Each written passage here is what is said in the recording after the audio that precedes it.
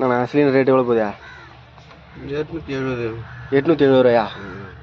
இன்னைக்கு ரேட்டா? நாளைக்கா? எல்லாம் இப்படி தான் இருக்கும். ஆ சரி சரி.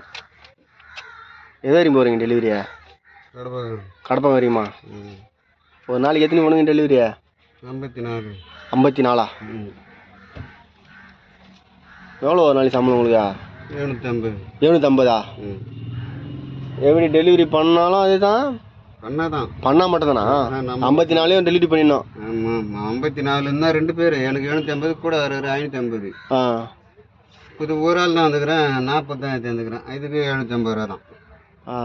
இன்னும் ஒரு 14 முக்கிய ஏற்றியான்ட்டுனா அந்த 550 வாங்கிக்கலாம். முடியாது இந்த வெயிலில்.